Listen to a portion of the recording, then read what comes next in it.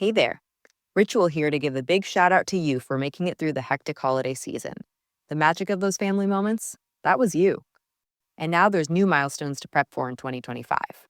This new year, check clean, quality pregnancy nutrient support off your to-do list with Ritual. We've done the research to create science-backed pregnancy support like our prenatal multivitamin, natal choline, and fertility support, all designed to be taken alongside each other. But don't just take our word for it. They're also third-party tested for microbes and heavy metals and Clean Label Project certified. So whether you're trying, thinking about trying, or already there, we don't have to tell you that prioritizing yourself can be the hardest part. That's why we're helping you get started today with 30% off a 3-month supply for a limited time at ritual.com/podcast. These statements have not been evaluated by the Food and Drug Administration. This product is not intended to diagnose, treat, cure, or prevent any disease.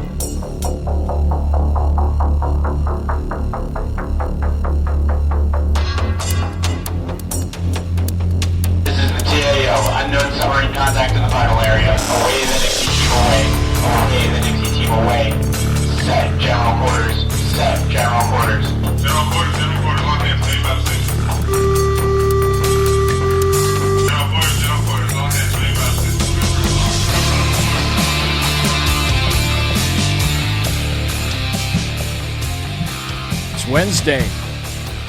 It is? It's Wednesday. It is. So that must mean it's Belgium? It's time for Sackheads Against Tyranny? Something like that? It's time to shat yourself. It's time for the Shat Show.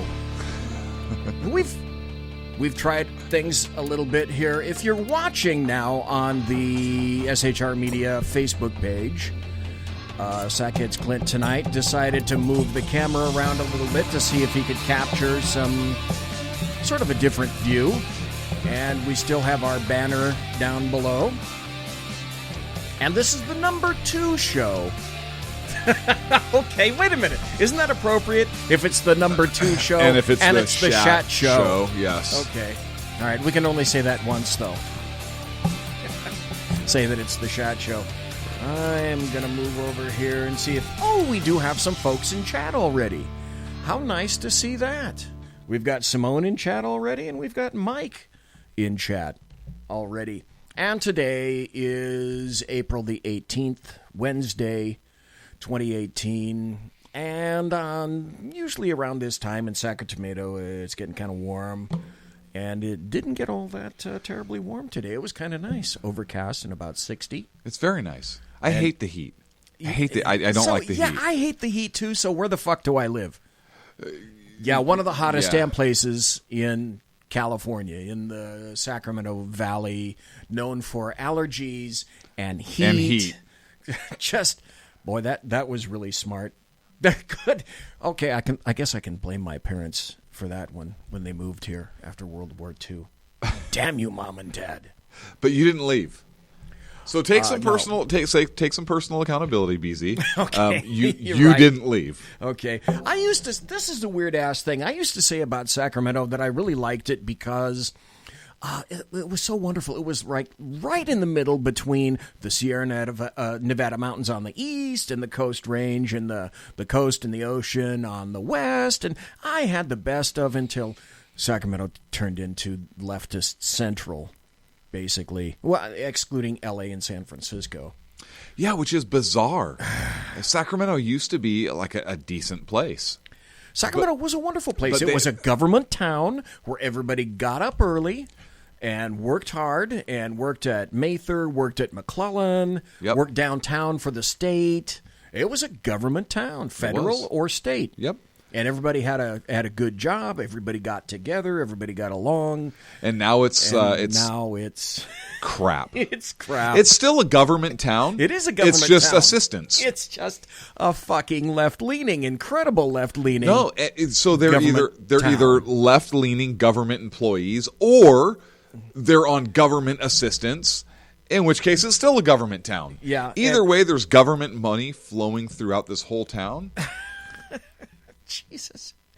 And everybody wants more free cheese. Hey, let's see. The sheriff is good. Sheriff Scott Jones is a good guy. Good. The current DA. The current DA, Ann Schubert. Right? Yes, Anne-Marie Schubert. Anne-Marie Schubert. She's a good egg. So far. And can't say so much for the current SAC PD chief. Nope. Can't really say that. Nope. I think you and I discussed that situation at least a couple of weeks ago, especially during all the riots. And we were talking about this earlier, is, folks, if you think in Sacramento that they aren't riots, but if you think the protests have stopped these days, well, no, they haven't. They've just moved on to other places. Like, what did you say? They moved into the DA's office. They go there. Yeah, they are still roaming around. They barbecued the other day, I think. Oh, that's nice to know that they're having a barbecue, and I'm sure they're funded. George Soros is buying them prime rib. Yes. And then they're going to the Attorney General's office, right? And yes. I'm sure they're gonna try to protest in front of the Attorney General's office. So that if you think that the shite has stopped, well, no, it hasn't. One thing I did want to do tonight is start off the show with this. I want to say one thing. Somebody's making an appearance. An appearance? Somebody's making an appearance. Well, yes. Right there. It's our good friend, Sackhead Sean, showing the world exactly what he thinks of our new show Against Tyranny. There he is, folks. Everybody say hi. Hi, Sean. So, hey, Sean, how are you doing? Wait a minute. Look. He's not saying anything, though. That's the smartest he's ever sounded. So.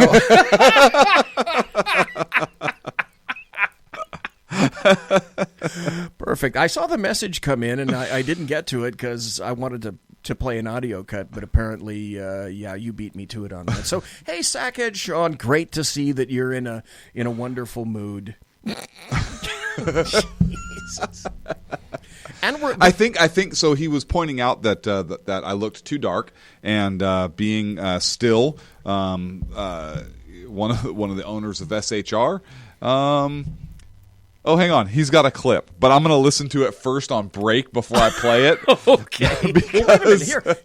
I'm going to play a cut. It's about a minute and a half. It's from Ron Reagan. Okay. And while I'm doing this, I'm going to kill our mics. And so that you can preview this, because I want everybody to remember this. He goes, no, play it. No, suckhead. No. How many times have you muted my mic, smartass? Yeah, and it wasn't your choice either. This wasn't exactly what you wanted to do. Anyway, in the meantime, while Sackhead Clint takes care of that, I'm going to take care of this just as a little bit of a reminder. Our founding fathers here in this country brought about the only true revolution that has ever taken place in man's history. Every other revolution simply exchanged one set of rulers for another set of rulers. But only here did that little band of men so advanced beyond their time that the world has never seen their like since evolve the idea that you and I have within ourselves the God-given right and the ability to determine our own destiny. But freedom is never more than one generation away from extinction. We didn't pass it on to our children in the bloodstream. The only way they can inherit the freedom we have known is if we fight for it, protect it, defend it, and then hand it to them with the well-taught lessons of how they in their lifetime must do the same. And if you and I don't do this, then you and I may well spend our sunset years telling our children and our children's children what it once was like in America when men were free. Thank you.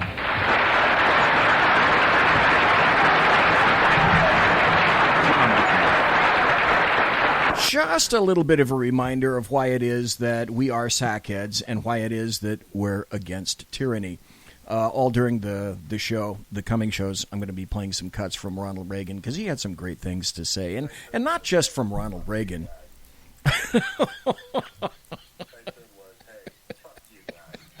All right, Okay. Sean, All right. Sean has something to say. Go ahead and mute my mic. Okay, it's up. You're good. Okay, and I'm going to preface this by saying this is not the view of Against Tyranny. This, and I don't know why Sean wants to put this out to our listeners, but I'm going to play what his message is, and I'm only assuming it's to the people out there. Because I know he wouldn't say something like this to us, BZ. We've been too close. Right. Yeah, no. So I guarantee this is from Sean to I don't know. Maybe he's speaking to the SAC PD chief or to the employees in the. I don't know. Let's hear what Sean has to say. Okay. What I said was, "Hey, fuck you guys." That was it? That was it. I was hoping for some really pithy comments, and I was. He's from Boston. I was sorely disappointed. There's no pithiness from Boston. Good God. People from Boston, they know how to say Boston. they know how to say Red Sox and like F you guys. Like that's pretty much what they say. Well, and then he's certainly kept up his end of the bargain. And I love people from Boston. I like people from Boston as well. I Hey, love them. In chat, we've got already Mike. Welcome to Mike in chat. Mary Brockman. Mary. She's in chat. Hi, Simone sweetie. is in Simone, chat. hello. And Whiskey Dale is in chat. Now, I want to give props to Whiskey Dale. I should have done this last night, but I didn't. I want to give props to Whiskey Dale because BZ's show is the Berserk Bobcat Saloon radio show, and Whiskey Dale happens to Way to have... plug yourself. Are I you know, kidding me thank you, right now? And I'll be... How shameless are you? I know, really, really damn shameless. And I'll be on tomorrow night.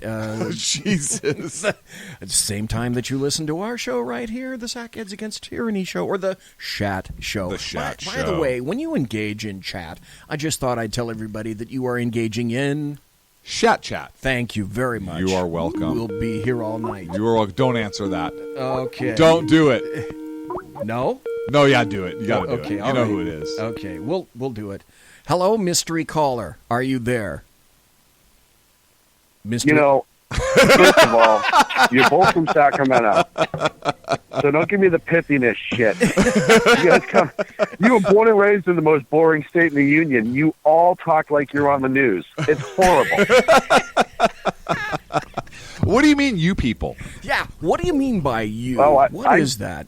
I'd like to I refer mean you you to. people directly. I'd like to refer you to the EEO policy of SHR Media. That's right, page 2 in particular. Yeah, We don't I have am- no. Hang I am on, currently. BZ. We don't have an EEO I'm policy currently page a 2. caller. Oh, yeah. I apologize, mystery caller. Right, like... For the record, I am a caller right now, not an employee at the moment, so the EEO doesn't apply to me there, fucking big nose. Okay, does he have a point? Maybe, I don't know. Fortunately, we have the right to refuse service to anybody. So, BZ, go ahead and kill the call. Yeah, okay, right. hey, jackass! This ain't Starbucks. We're not going to put up with your shit. Oh. Oh, no, I can march in and just with my bullhorn and say whatever I want. My God. The thing I'm with friggin' Starbucks. believable. Yes. You know, it's funny you should mention that. Folks, Sean is on Facebook, and he left a very salient comment today that I happened to read on Facebook. And you weighed in on Facebook about the situation with the two black guys that went into a Starbucks. You mean the setup? Yeah. And Yeah. wasn't the timing of all of that interesting? Weren't there protesters to- like literally ironic- around the corner to waiting? to make a certain point? But Yeah. you, Sean, after you weighed in on that, I was looking at a lot of the comments. And normally when folks go in on Facebook and, you're open, if you're on public, you're open to all sorts of comments from leftists and whatnot. A lot of people weighed in on your comment and said, wow, okay, that is pretty spot on. So what did you happen to say, Sean? Well, I mean, the long and short of my comment is, hey, listen, first of all, for everyone who's shitting on the cops, that's their job. When you go to a private business, it's just that. It's private. They have the right to refuse service to anybody for any reason. Bingo. They have house rules just like a bar or any other public location. If you violate the rules, you have to leave. And if you refuse to leave, then the police show up and do their job at the request of the business manager, owner, employee to say, hey, you're not welcome here. You need to leave. If you refuse to do so, you will be subject to arrest under trespassing laws. It happens a million times a day in the state, in this country. Every state, their trespassing laws are a little bit different, but I've seen this in the course of my work more times than I can count. And more often than not, the cop that's showing up doesn't want to arrest that guy or that gal for trespassing. They usually just want them to gather their stuff and leave. It's the least of their issues that day. It's a pain in the ass call for them.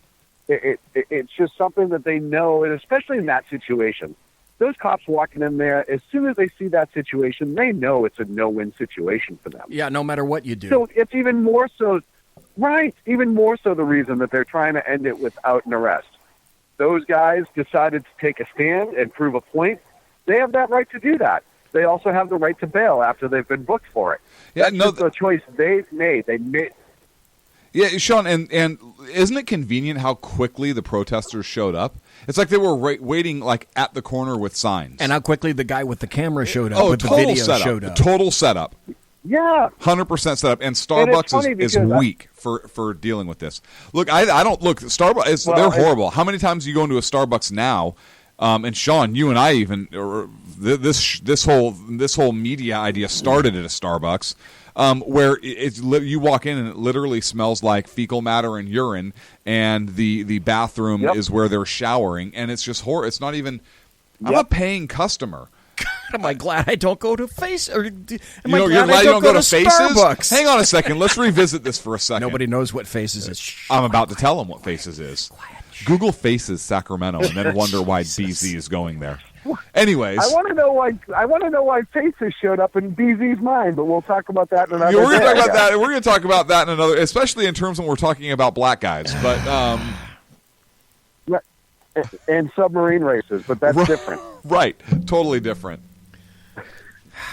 I can't. Anywho, let's get back to the weird trespassing thing. Well, yeah, at most it's a misdemeanor. So are the cops going to go way out of their way to get really stupid in terms of a misdemeanor that they know is not going to go any damn where? No, they don't want to. No, absolutely not.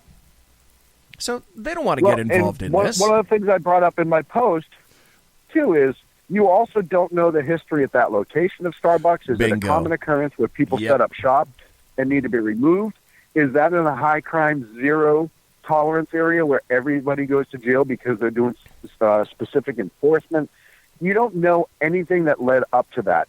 All you know is some jackass turned on a phone, and it was when the two black guys were being arrested in the Starbucks.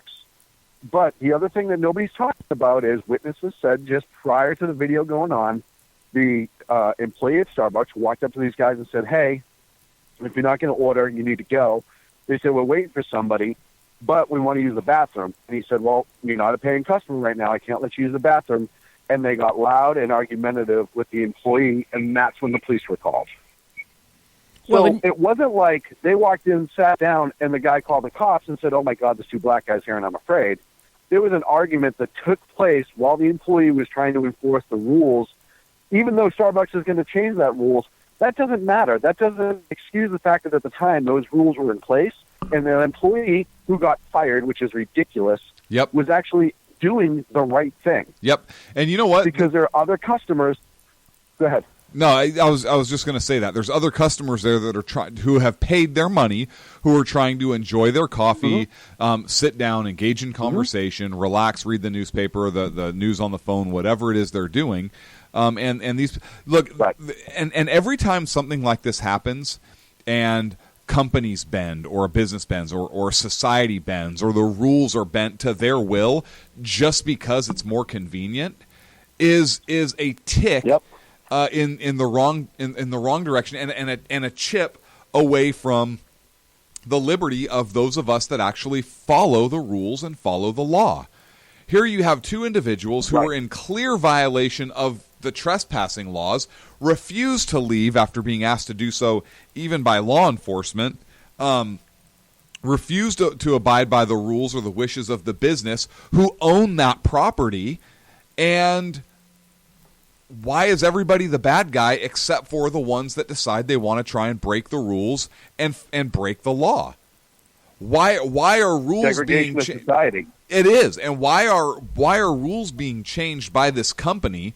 Look, I can't believe Starbucks. This wasn't even on our topic board tonight, but no, but damn, it's a good conversation. It's a damn good topic. Why is it Starbucks is closing their business to engage in training for their employees over this incident when clearly the two individuals who were arrested were in the wrong? 100%. Starbucks are turning into a freaking homeless shelters in California and many places. They want to bow down to the masses.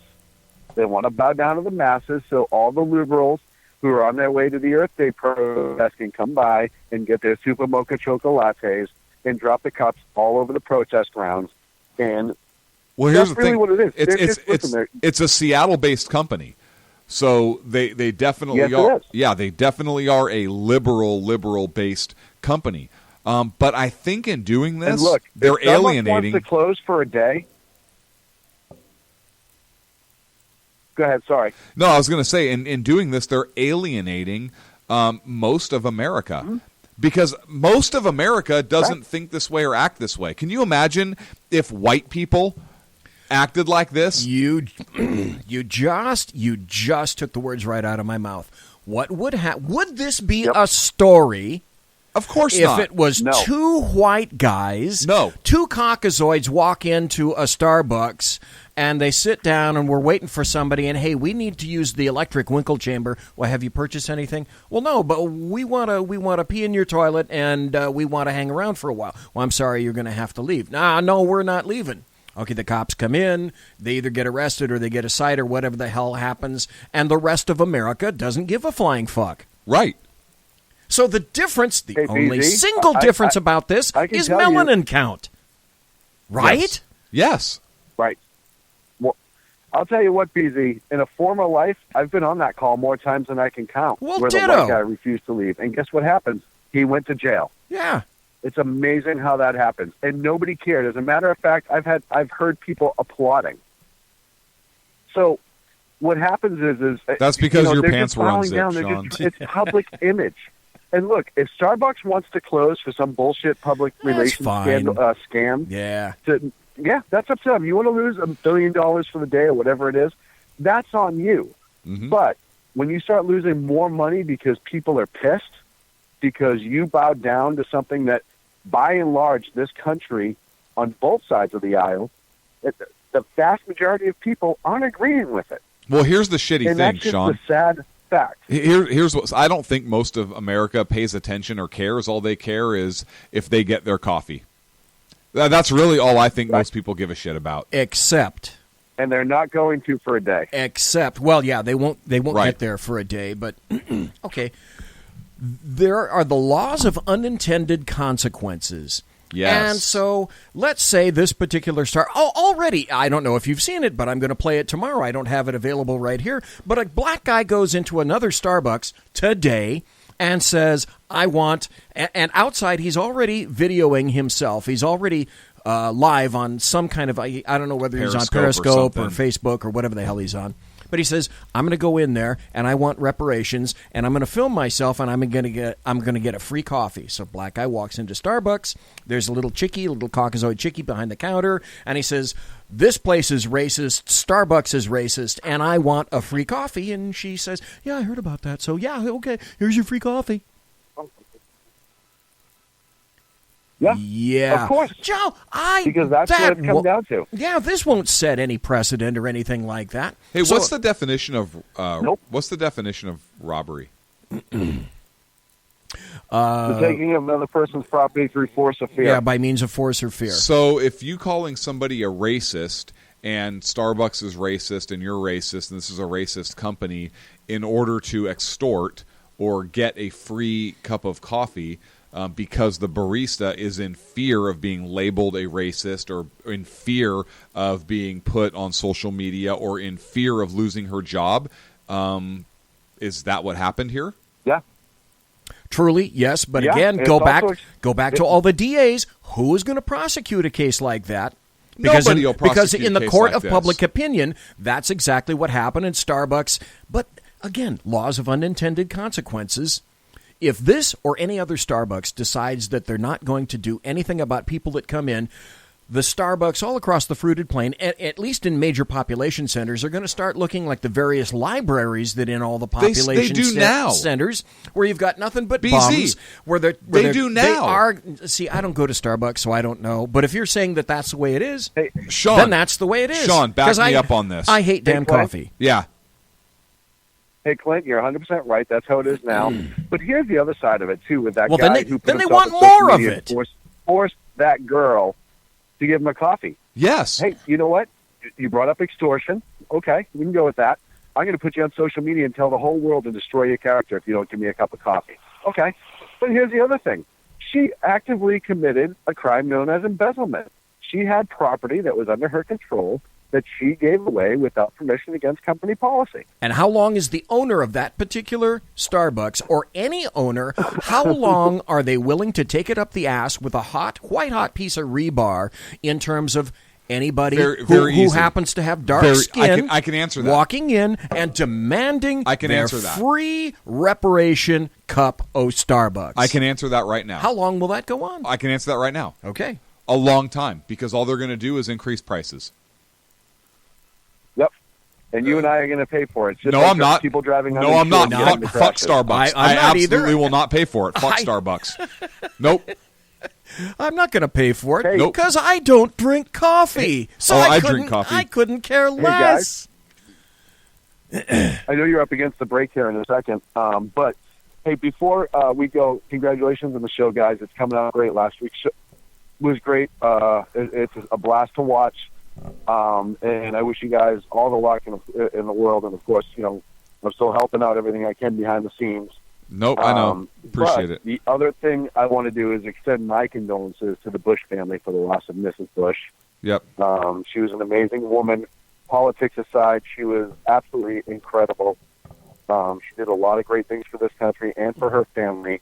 And, you know, it was George Bush Sr. put out a statement saying, you know, out of all the things, and I don't have the exact quote, but out of everything that I've done in this world that's climbed the highest mountains, the biggest honor I ever had was being married to Barbara. And, you know, it just speaks volumes for the woman that she was. So my thoughts and prayers to the Bush family and the whole country, really, because we lost a pretty amazing first lady. We did. She was just after she passed away, I said, you know what she is? She's two words. She is a class act, period. Yeah. And the funny thing that I agree. also found in that same, let's see, George H.W. put that tweet out or something like that today in social media. Sean, did you also happen to hear or read what he called her? He called her in the family the enforcer. Yes. When I read that, There I was had a to great laugh. story I read from George W. That he put out in an interview a couple years ago, essentially saying that when he was in trouble as a youngster, he knew who was going to give it to him when he got home, and it was her. Yep. And I just laughed that, you know, you're the guy who is, you know, arguably the most powerful man in the universe, who is telling the story how his sweet little old mom that everybody in this country loved and adored as a sweet little old lady was the one who'd kick his ass when he stepped on the line as a kid. That's That doesn't sum up. If that does not sum up what a great mom is in this world, nothing does. And what a great mom should be also. And you know, I was my thoughts and prayers and heart goes out to the Bush family as well. But what made me sick is that one asshole professor's comments Oh God! in the Twitter sphere, and then throwing it up saying, well, I'm tenured, I can't be fired, I'm going to sit here with my $100,000 a year because people want to hear what I have to say, blah blah blah. What a piece of shit. Yep. And the school actually came out and was like, well, that's not necessarily Funny so. you should mention that, because I have a story up right now about that very same thing. This is from Fox. It says, Fresno State says Barbara Bush bashing professor can be fired despite tenure. So I guess the fucking joke's on you, bitch. Well, you know what? life was the joke on her, and Twitter's going to be the punchline. And rightfully so, because she's a hateful, spiteful woman, and it's just terrible the things that she said was absolutely horrible. Well, let's be specific. Gentlemen, I have to fly. Thank you for taking my call. Hey, Sean, thanks, I wish brother. You guys have a great show, and I'll talk to you soon. You got it, bud. Take care. All right. Thanks, Sean. Thanks for dropping in. Appreciate it. You know, if you wonder what she said, Yes. and everybody is thinking about, okay, why are you read it. referring to this? We'll go a minute over break. Yeah, to this professor. What's the big deal? California State University Fresno campus is investigating after one of their English professors, she's just an English professor, tweeted she was happy about former First Lady Barbara Bush being dead just an hour after her passing was announced. Now, if that isn't in keeping with perfect leftist values these days, I don't know what is. And on the other hand, it's how sad is it that is in truth reflective of today's values for leftists? I don't know how more crass and craven can you get than some. I almost can't even fathom using the word.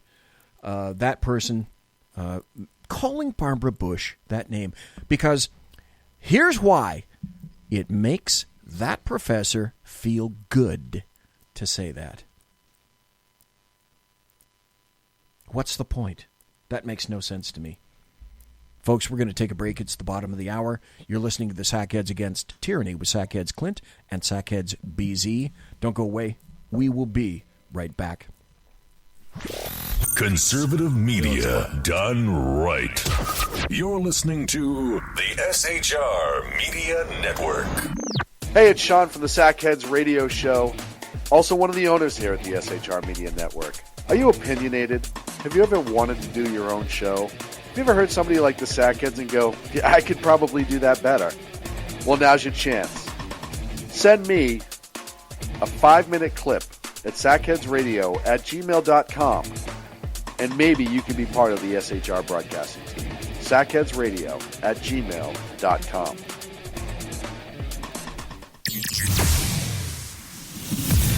Broadcasting behind enemy lines in occupied California, a mere 2 miles from the state capital, the bloviating Zeppelin's Berserk Bobcat Saloon Radio Show can be heard every Tuesday and Thursday night at 8 p.m. Pacific and 11 p.m. Eastern, only on the SHR Media Network. Go to shrmedia.com to listen. You can also watch on the SHR Media Facebook page and the SHR Media YouTube channel. No goldfish were abused in the making of this ad. When dirty politicians, shadow governments, and deceptive Islam blind the world with fake stream media smoke, their only fear is one man with a cane. I'm Dave Milner. Join me through shrmedia.com, highplanestalkradio.com, and the Western Free Radio Network at Spreaker, YouTube, and iTunes for a different perspective weekly on the Unpleasant Blind Guy. And catch me on Jeff Mitchell's EDL Radio on blogtalkradio.com. There's no surrender ever. Because truth is not always pleasant. Hey guys, it's Sackhead Clint. I'm excited to tell you about a brand new show here on the SHR Media Network. I'm teaming up with the one and only all-powerful, the bloviating Zeppelin, sitting here to my left, bringing to you a fresh new show here on the network. It's Against Tyranny. And we'll be picking up where the Sackheads left off. Excited to be with you, sir. Sackheads Against Tyranny. We're going to chat. We're going to chat Wednesday nights. S-H-A-T. Sackheads Against Tyranny. Wednesday night, 11 p.m. Oh, it's the same time, right? 11 p.m. Eastern, 8 p.m. Pacific. Same sack time, same sack channel. Yeah. SHRmedia.com. See what I did there? It's your business diva here, Melanie Collette. I am inviting you to a front row seat as I discuss some of the most intriguing details of wealth and finance with today's movers and shakers in the world of business. Listen in and discover financial truths on a global, domestic, and household scale.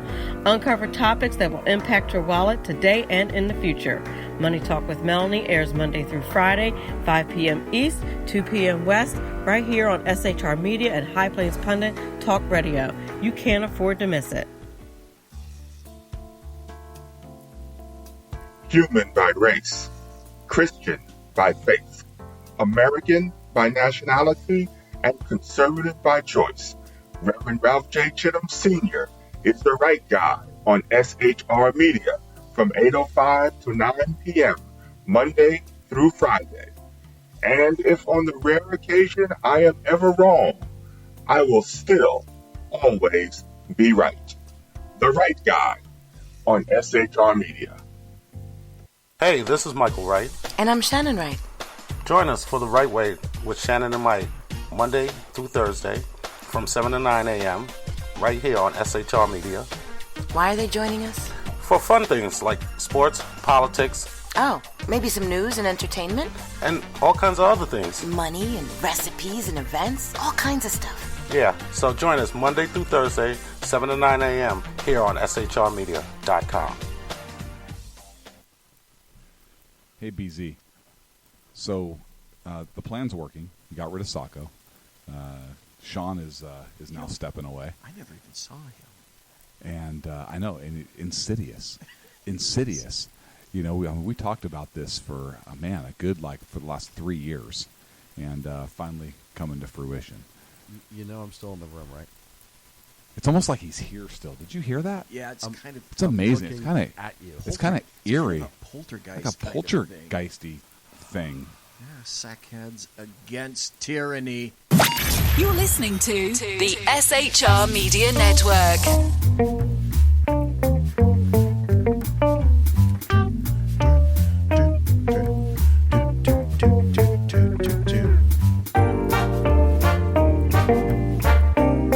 I like this.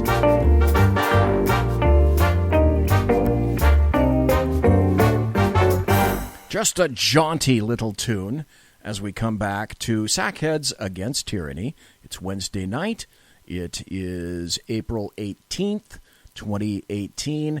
And we were talking about that stupid professor from Fresno State who said she was glad that Barbara Bush was dead. Just if you want to send her some congratulations or say, hello, I really like you. She's from California State University, Fresno, and her name is, I know it's here, Randa, R-A-N-D-A, Jarrar, J-A-R-R-A-R. And she happened to call Barbara Bush specifically, quote, a generous and smart and amazing racist who, along with her husband, raised a war criminal.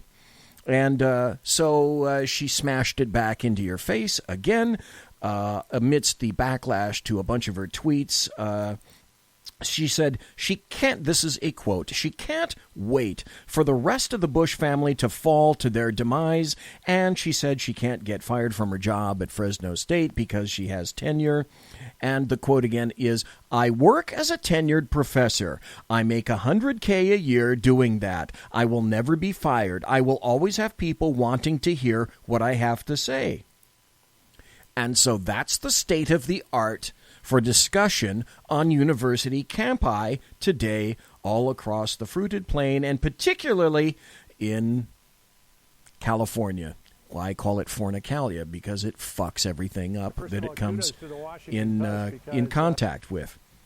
And that just happens to be the truth.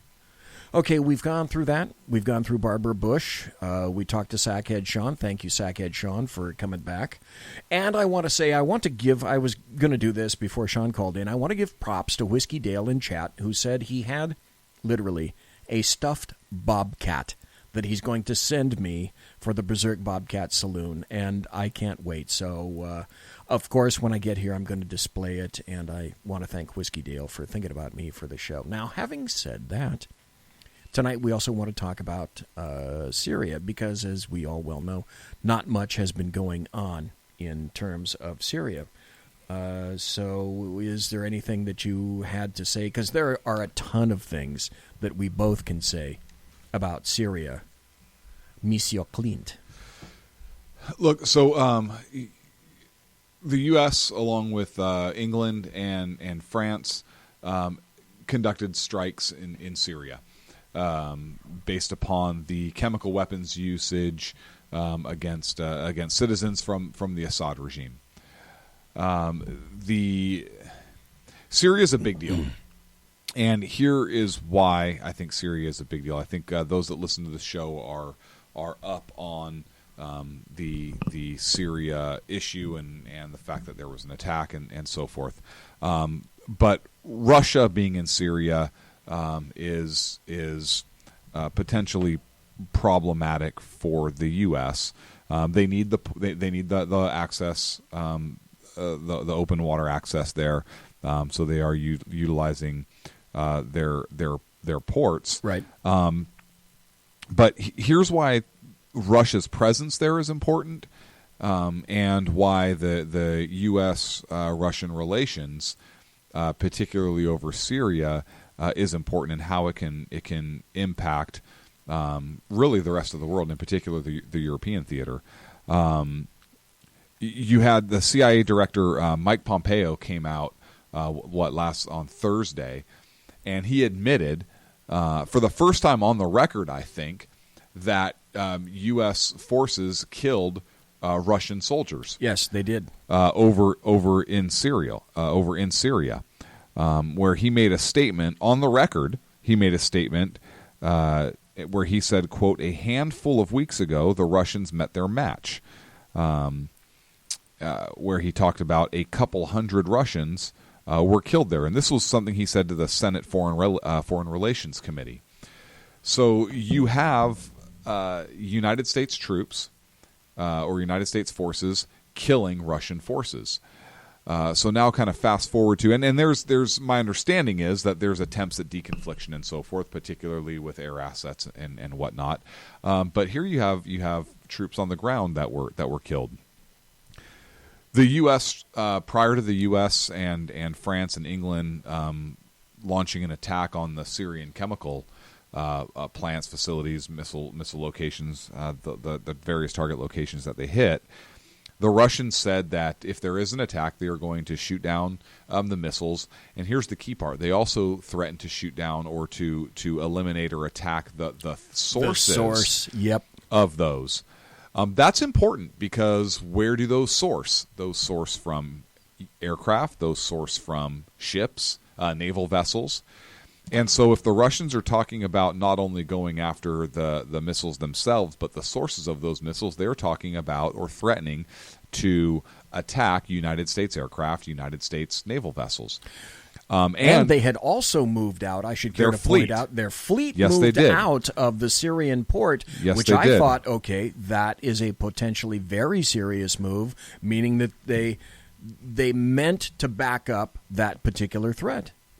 Absolutely, or at least give the appearance that they were going to do that. Now, Putin has to be careful because he cannot appear weak. And so here you had the U.S., France, and England, Britain, that launched this attack. We don't have any information that any American aircraft or ships were attacked or destroyed. We have no information to that fact.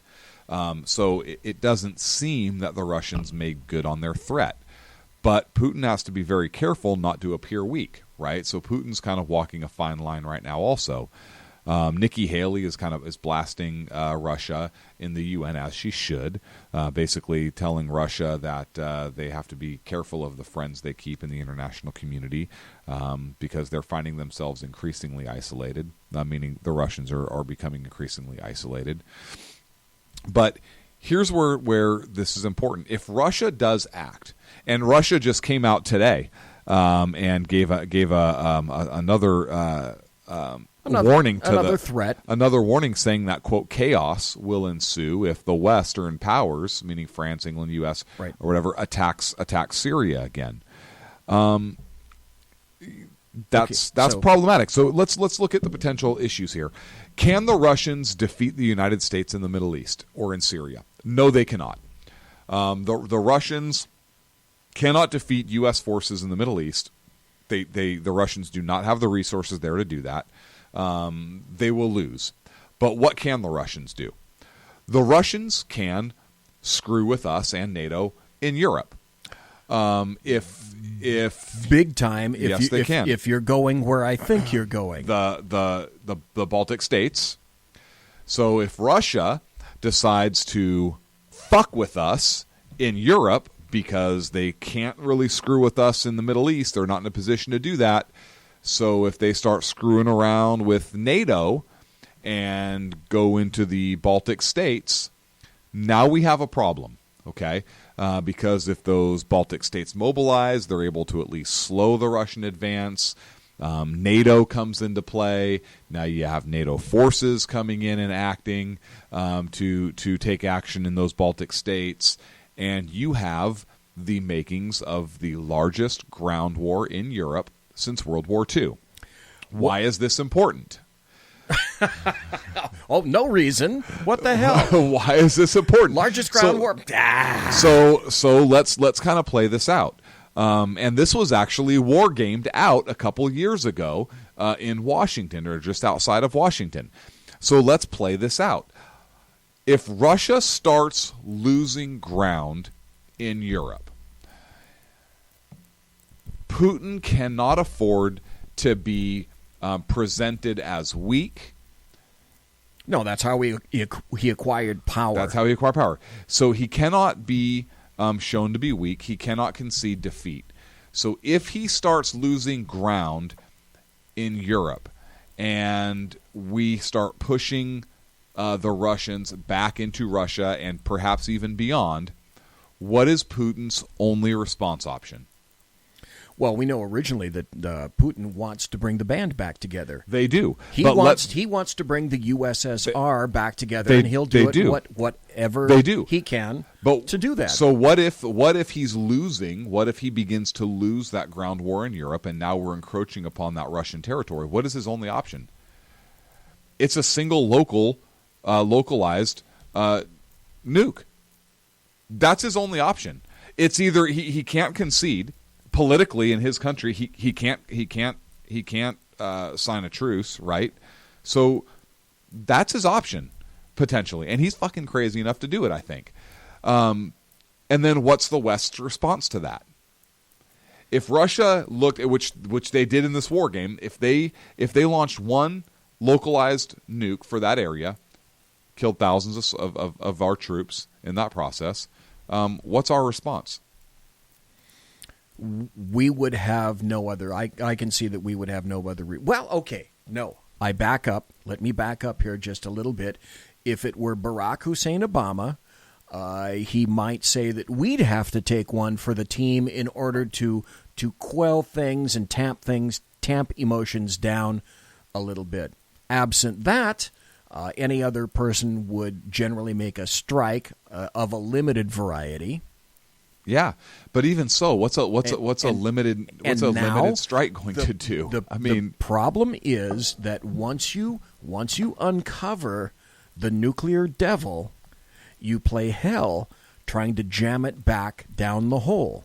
Yeah, and I don't know how you do that. I'm not sure how you'd go about doing that as well. So this is why Syria is so important. Well, we talked during the show, and we're saying now that, and we'll go into North Korea in a little bit, but now we're saying that North Korea is kind of on the back burner a little bit because of some things that we'll talk about probably after the break.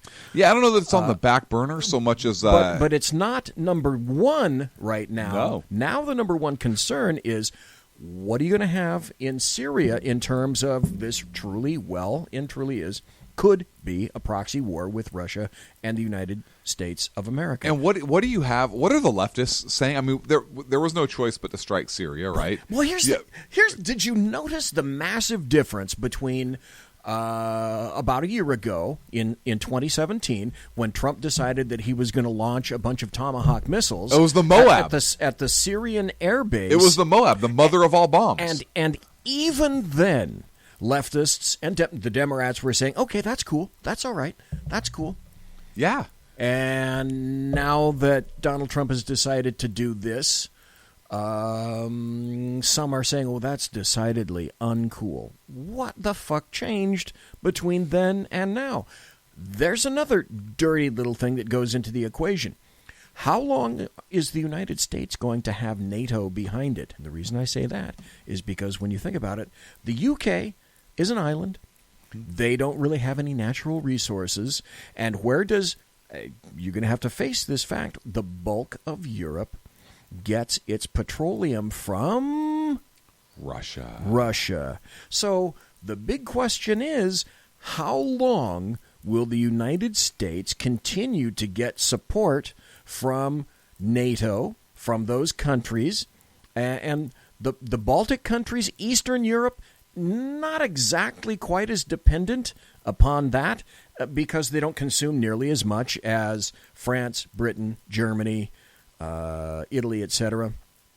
So they are kind of beholden to the Russians. They can push.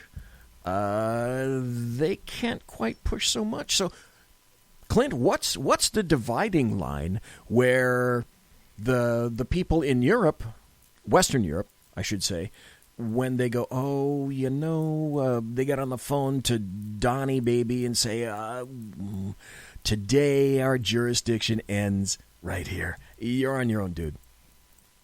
I think if Russia goes into the Baltic states, I don't think they do that. I don't think they can do that because they understand where they're. If it doesn't go wacky, and we don't go nuclear, how long do we have Europe as backing our play?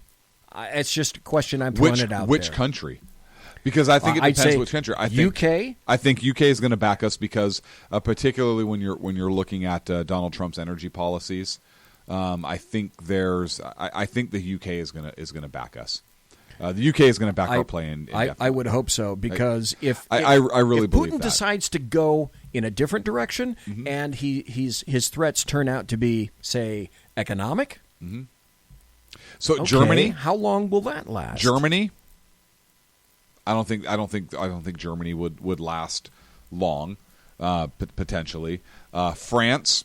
I think that's just a matter of who's in power. I'm very surprised. I am surprised. France has been pissed off ever since they've been getting hit with the terror attacks.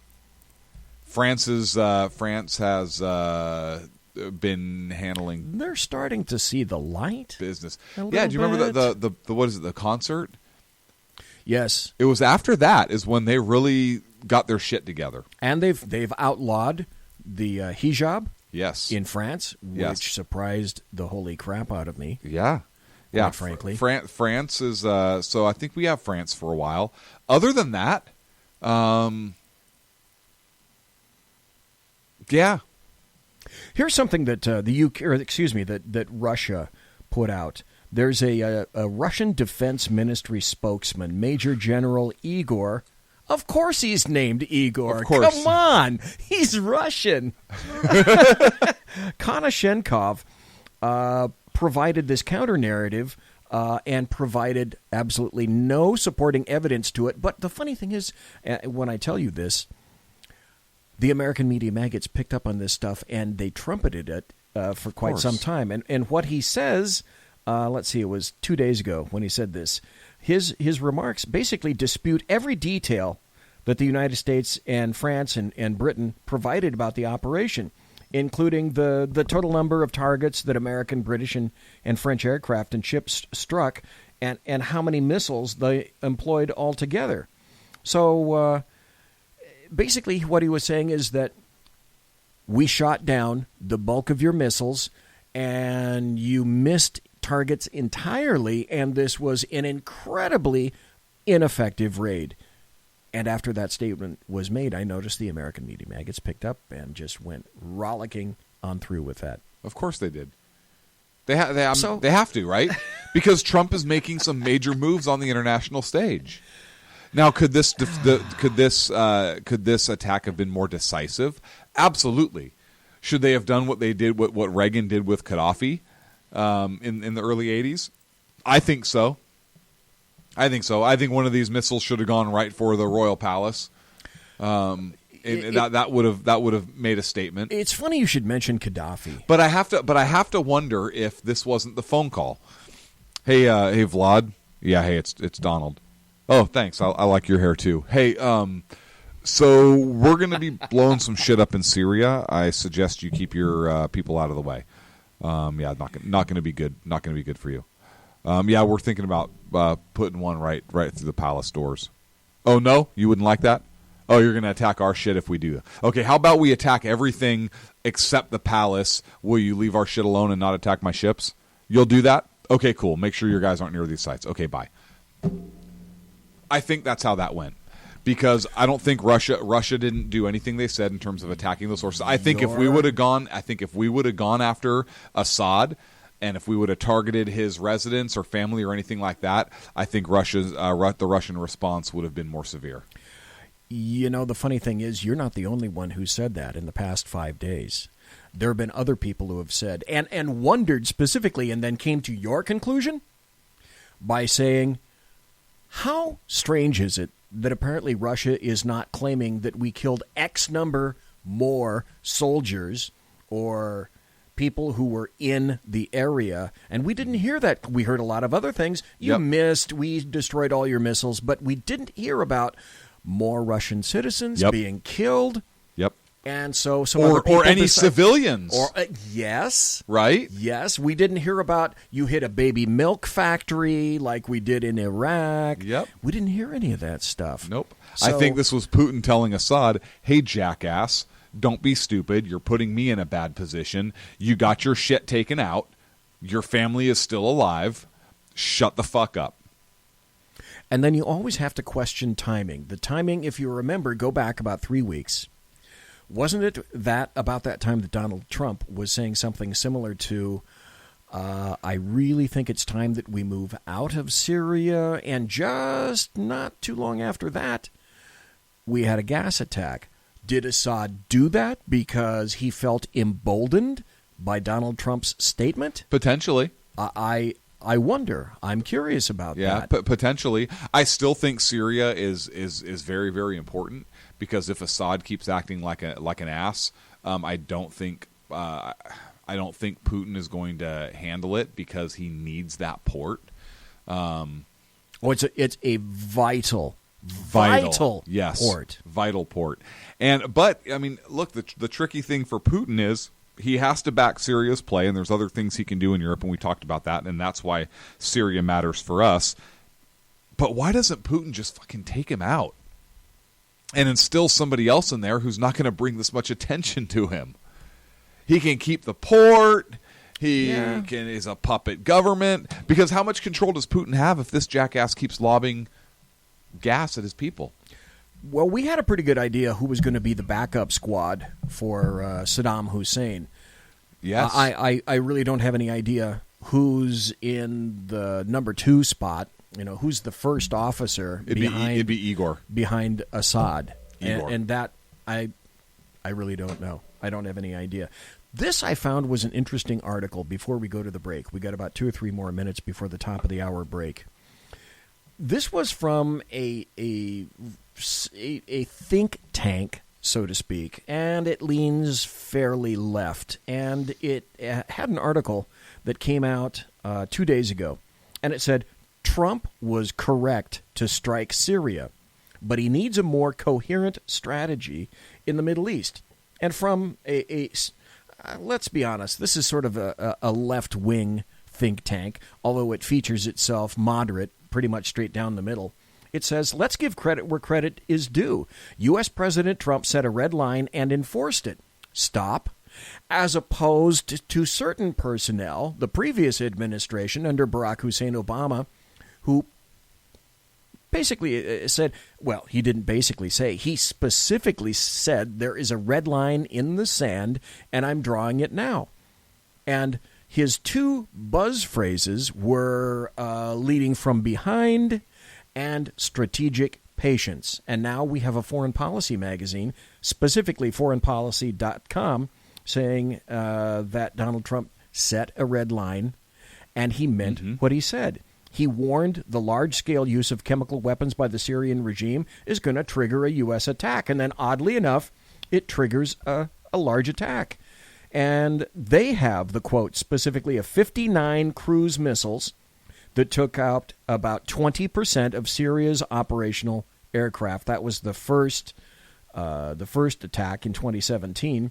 And then a year later, almost exactly a year later, he responds a second time at the heart of Syria's chemical weapons program, which, oddly enough, the Russians say, oh, by the way, there's still a ton of this stuff left. I find it interesting that a foreign policy, specifically foreignpolicy.com, would even deign to give Trump any props whatsoever, which tells me despite what the Democrats may be saying. And Tucker Carlson says we need to get the hell out of Syria. And I'll tell you what, I want to save that question to you specifically, Clint, when we come back. We're going to have to hit a break. And so I want to ask you specifically, when we come back, what do we do with Syria? Do we stay in Syria? Or do we just decide that, hey, enough of this crap, we're going to get out? Folks, you're listening to Sackheads Against Tyranny. We'll be right back. Conservative media done right. You're listening to the SHR Media Network. Hey, it's Sean from the Sackheads Radio Show, also one of the owners here at the SHR Media Network. Are you opinionated? Have you ever wanted to do your own show? Have you ever heard somebody like the Sackheads and go, yeah, I could probably do that better? Well, now's your chance. Send me a 5-minute clip at sackheadsradio@gmail.com, and maybe you can be part of the SHR broadcasting team. sackheadsradio@gmail.com.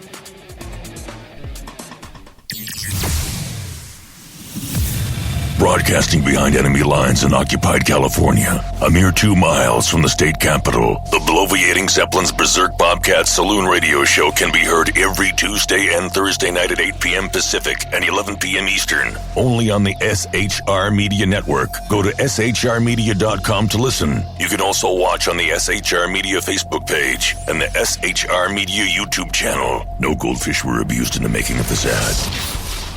When dirty politicians, shadow governments, and deceptive Islam blind the world with fake stream media smoke, their only fear is one man with a cane. I'm Dave Milner.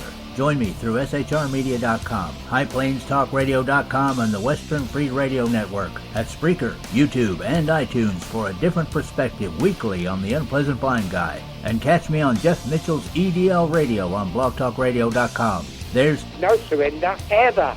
Because truth is not always pleasant. Hey guys, it's Sackhead Clint. I'm excited to tell you about a brand new show here on the SHR Media Network.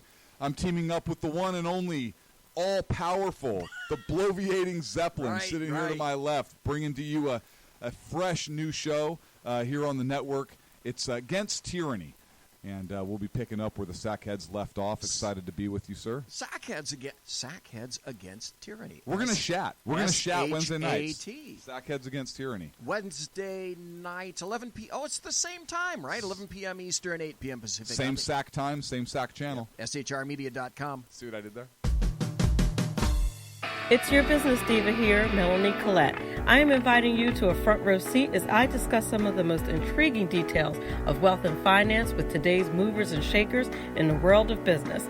Listen in and discover financial truths on a global, domestic, and household scale. Uncover topics that will impact your wallet today and in the future. Money Talk with Melanie airs Monday through Friday, 5 p.m. East, 2 p.m. West, right here on SHR Media and High Plains Pundit Talk Radio. You can't afford to miss it. Human by race, Christian by faith, American by nationality, and conservative by choice. Reverend Ralph J. Chittum Sr. is the right guy on SHR Media from 8:05 to 9 p.m. Monday through Friday. And if on the rare occasion I am ever wrong, I will still always be right. The right guy on SHR Media. Hey, this is Michael Wright. And I'm Shannon Wright. Join us for The Right Way with Shannon and Mike, Monday through Thursday from 7 to 9 a.m. right here on SHR Media. Why are they joining us? For fun things like sports, politics. Oh, maybe some news and entertainment? And all kinds of other things. Money and recipes and events, all kinds of stuff. Yeah, so join us Monday through Thursday, 7 to 9 a.m. here on shrmedia.com. Hey, BZ. So the plan's working. You got rid of Sacco. Sean is now stepping away. I never even saw him. And I know, and insidious. You know, we talked about this for for the last 3 years, and finally coming to fruition. You know, I'm still in the room, right?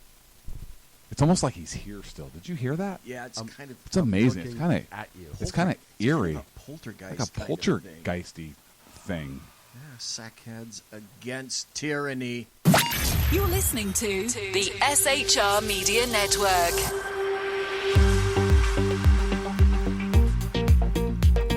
And you are listening to the Sackheads show.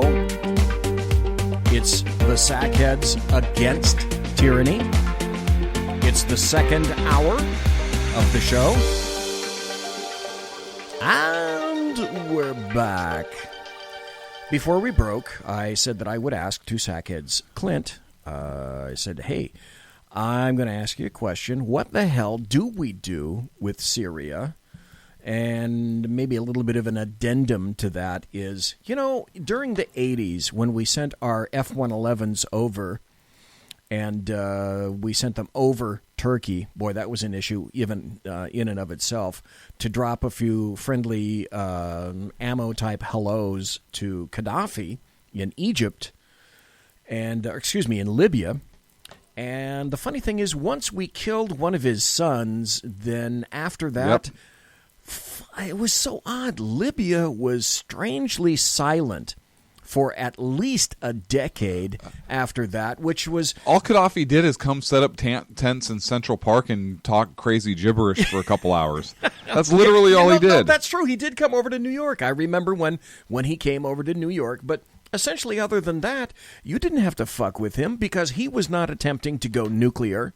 Yes. And the funny thing is, during the Russian reset and the Middle East, I don't remember what Hillary Clinton called it. It wasn't a reset, but a new sunrise or whatever the hell it was. She decided, and the Barack Obama administration decided that they had to specifically go out of their way to fuck with Libya and to fuck with Egypt. And Gaddafi, who was not stepping out of his sandbox at the time, not like any of these other guys are, certainly not like Assad, not like Khomeini had been doing in Iran, and certainly not like Hussein had been doing in Iraq. They decided to turn Egypt and Libya upside down. To what end? And so I just had to get that off my chest. But having said that, though, what do we do with Syria? Trump said he wanted to leave. I want to get out of Syria. I don't think we should commit troops to Syria. I don't think we should have an amazing kind of presence in Syria. So what do we do? We have to stay in Syria. Look, how do you pull out of Syria? Look, Donald, I think you hit the nail on the head last segment when you said Donald Trump just spoke about getting out of Syria, and look what Assad does. Donald Trump doesn't screw around, and I think the world is starting to understand that. We'll get into Korea here in a minute. Yep.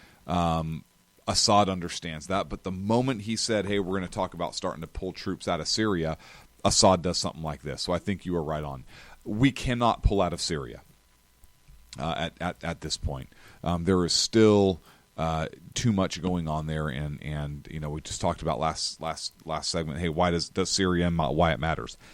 Yes, the conflict in Syria matters, but it also matters from a humanitarian standpoint. The world got together after Nazi Germany and said, hey, this will never happen again. We're not going to have leaders that the world will not tolerate leaders who are going to kill their own citizens en masse and do all of these things. So I don't know how we get out of Syria, particularly since a red line has been drawn and enforced again and again. Not while Assad is in power, or at least not without some serious assurances from the Russians, and with an understanding that, hey, we reserve the right to park our carriers here and to launch shit back into your country. So I think we stay in there, but look, if we pull out, it doesn't mean we don't have strike capability there still, right? Because we do. But Syria is kind of an important place to maintain a presence, in my opinion. If we maintain a presence in Syria, and that would literally... okay, well, let me back up a little bit. Would that include what is known as boots on the ground? Do we put in more? I don't think we put in more. At this point. Or do we just monitor the situation from other countries, and when necessary, we can do whatever needs to be. I think we still done. need to operate there in terms of the airstrikes and as we have been. I don't think the mission there is complete, but I don't think we have to add more boots at this point. Look, if Assad keeps escalating this, then that's another question entirely. Then if Assad escalates this, and the Russians are backing his play, we may have to put more boots on the ground. And the dangerous part to that is now we now don't just have his citizens exposed to his biological weapons, but our troops as well. And then we have to escalate that where if we're to the point where we're adding more boots to the ground at that point, and we're going to find ourselves in a proxy war with Russia, and maybe the fucker just needs to be taken out at that point. This brings another question then. We already had one mass migration go into Europe, and Germany facilitated the event by saying, hey, come one, come all from Syria. And, of course, they got some loving terrorists in there from Syria. Mm-hmm. And if this continues, are we going to get a second wave of, quote, refugees, air quote, going into Europe once again? And if so, because Europe is finally starting to have a little bit of back chat against that situation. Germany certainly isn't as amenable as it used to be. Nope. Eastern Europe has said most definitely, most stridently, no, we're not taking any refugees. They're all going to be staying out of our country. If they get a second wave, then what happens? And further, I'm going to throw this out. Throw it out. Assad has done the wrong thing at the wrong time. Maybe I can understand the first time that he decided to do this last year to try to test Trump's mettle, but there was a response, and there was a response this time. So what the fuck do you do if this dickhead decides, well, all right, there's going to be another gas attack, and he pulls that off? Then what do you do?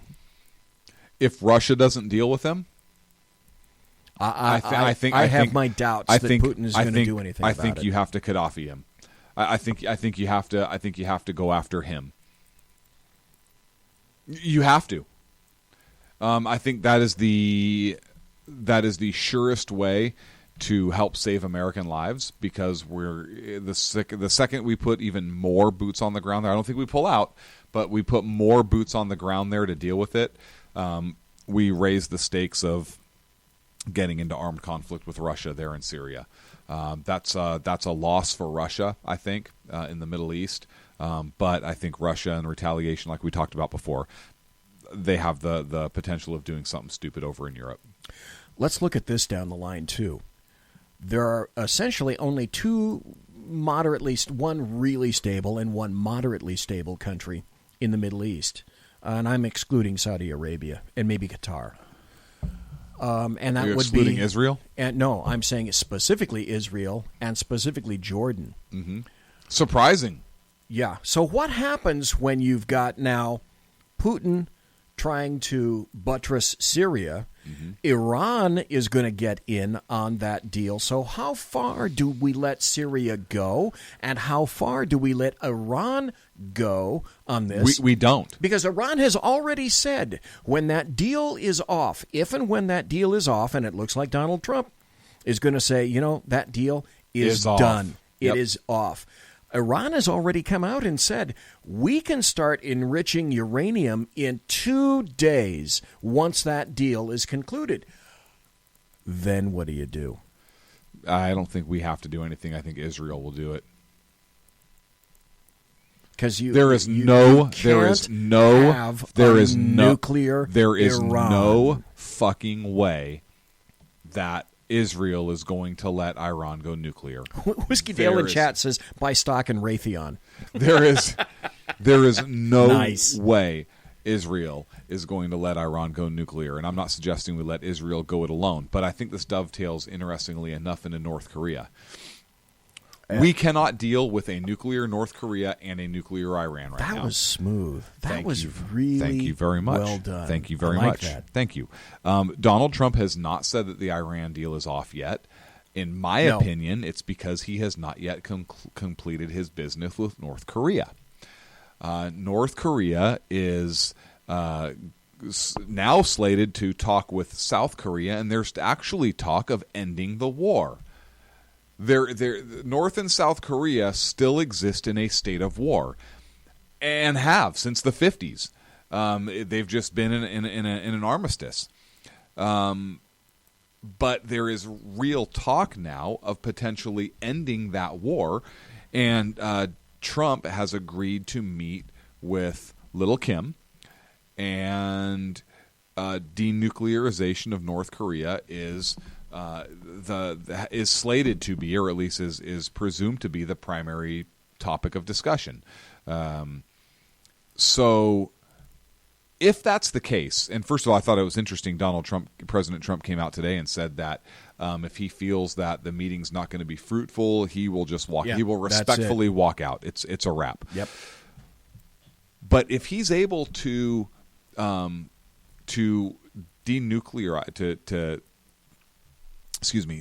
to denuclearize, is that what? How do? It is what now. Am I trying to say? It is now, right? It is now. It's a damn word right now. That's a brilliant word. Write that down. Sure, I think it's brilliant. It's brilliant. Because you said it. Okay. Thank you so much. If they're able to, I knew what you meant. Thank you. If they're able to take North Korea's nukes away, shut down their program, whatever it is, and end the war. God, first of all, what an accomplishment that would be, right? Truly. Yes. That would be a tremendous accomplishment. Because it's been 60 years. Yes. And it's still official. Yes. The war has not ended. Yes. I think it's a smart move for the North because their people are starving, so that would allow the South to help them. That would allow other countries to help them. It would probably lift a lot of sanctions. Little Kim would be smart to go down that road. It would do nothing but benefit his country. Once North Korea, and I think Donald Trump scares the shit out of him. I really do. I think he's seen what Donald Trump does in Syria when Assad fucks around, and I think Little Kim does not want to play. So if that's accomplished, then I think President Trump can go and deal with Iran. I think he's got a lot going on right now dealing with Syria, North Korea, and Iran. But there's no freaking way Israel lets Iran go nuclear. I would agree, but let me throw this out in the mix because I didn't cover it, and when Sackheads was around, they didn't cover it because it occurred about a month ago, maybe 5 weeks ago. Do you remember when that funny little green train moved from North Korea and then it went into China? And quiet. The little fat boy Kim Jong-un met with Xi Jinping, yes, the Chinese president. Yes. And I can distinctly remember looking and seeing a video and a couple of photographs of Kim meeting with Xi, and it was like son meeting with dad, and dad was kind of pissed off because the look on Kim Jong-un's face was, I'm in big trouble. Wouldn't you like to have been a fly on the wall? Since that happened, it seems that North Korea is starting to be a little bit more conciliatory. So did the riot act, the equivalent of the riot act, get read to Kim Jong-un, and he was summoned? I think so. He was summoned to meet Xi, and a little tete-a-tete, a little discussion ensued after he arrived. I'm curious. I think so, and I think everybody is tired of dealing with Little Kim's shit. Yeah. He has been a pain in the ass of everybody in the area, and I think. Yeah, look, there was some speculation that China was there to kind of keep a hold of Little Kim and to tell him, hey, you remember who Daddy is, and we're. I wish I could find the photo and put it on here right now. But we're the boss, faces. right? I wonder. So there was speculation that the meeting was about, hey, yeah, you may meet with Trump, but we're the bosses, and you don't forget that. But I tend to go down the road of I wonder if it is a, hey, you will meet with President Trump, and you will give him these things, or you're not just going to have him to worry about. You're going to have to worry about us too. And I say that because do you remember when China put troops on their border with North Korea? Oh, yeah. And they wanted to make sure that this groundswell of people leaving from North Korea wouldn't creep over their border? Yes. You are absolutely correct. Yes. So I think, but we said it on Sackheads, I said it on Sackheads, that China has to, they have no choice, they have to control Kim and play ball with him.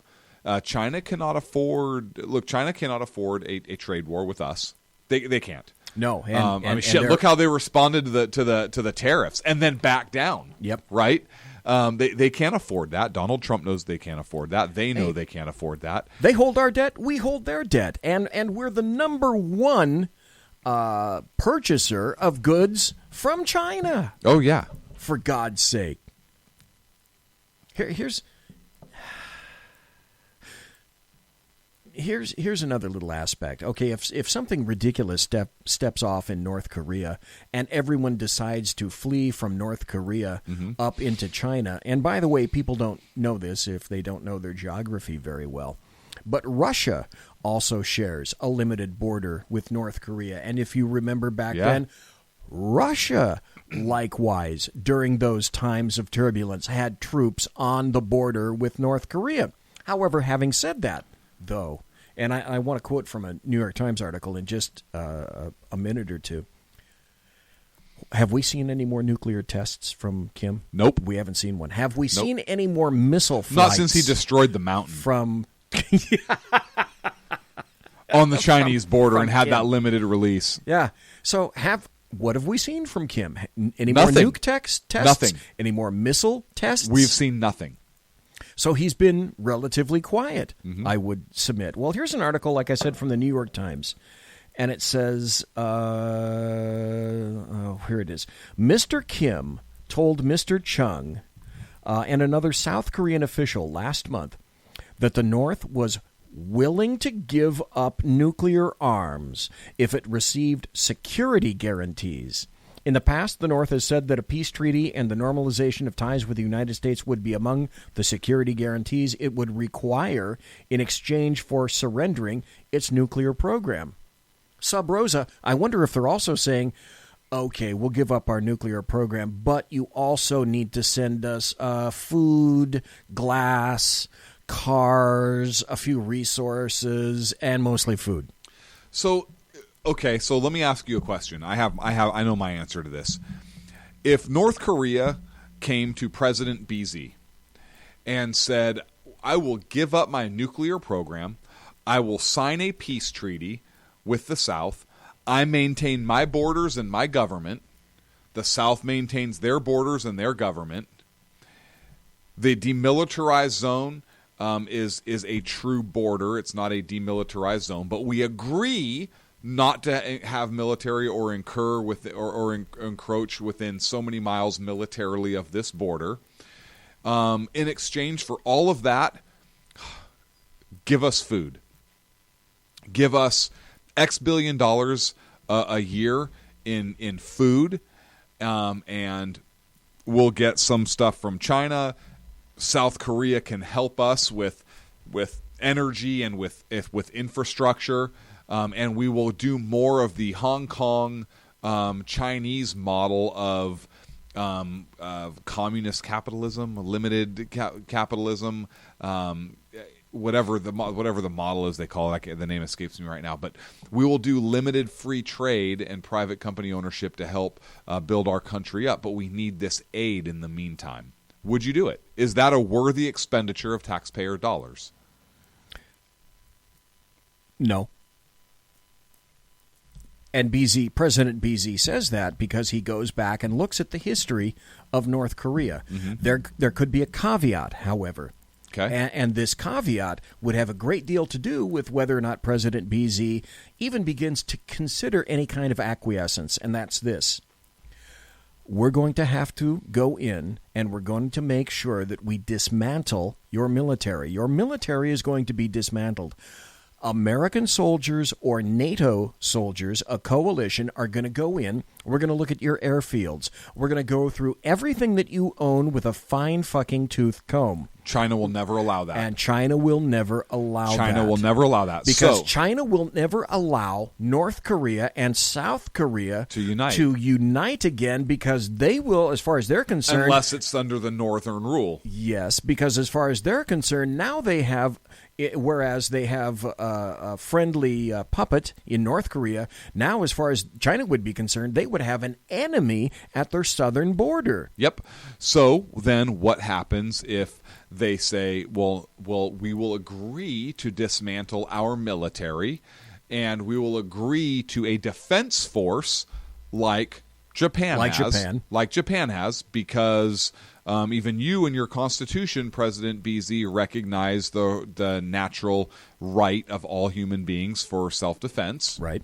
So we will maintain a defense force and sign this that we promise never to have an offensive, and we will allow UN inspectors with a representative of the United States government, as well as the Chinese government and the Russian government and the South Korean government to come in. You're being very conciliatory. You're allowing the Russians in now. To come in and inspect our facilities.